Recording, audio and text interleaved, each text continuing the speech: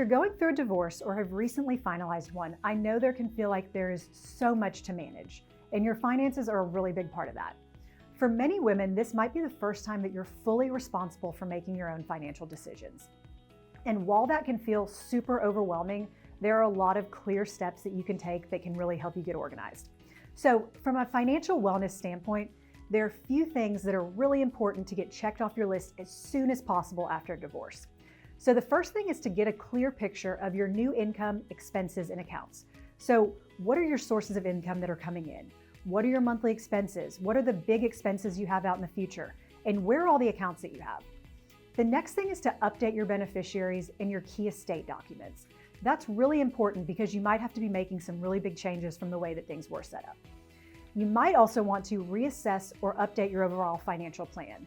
And if you don't have a financial plan, this is a really good time to start. We also want to review and update all of your insurance coverage.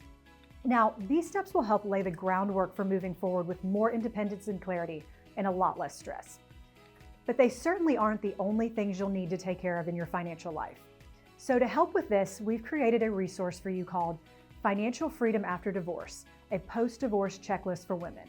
What this will do is walk you through all of these and other important items step by step so that you can feel confident that you're covering what matters most and not forgetting anything important. If you click the link below, we'll send you a checklist right now to your inbox. And if you're ready to talk through your specific situation, I would be happy to sit down with you for a complimentary financial consultation to go over your numbers, your plan, all the things that you need to work on to get your life back on course and to feel financially confident. If you have any questions, I would be happy to help you get started. Please don't hesitate to reach out.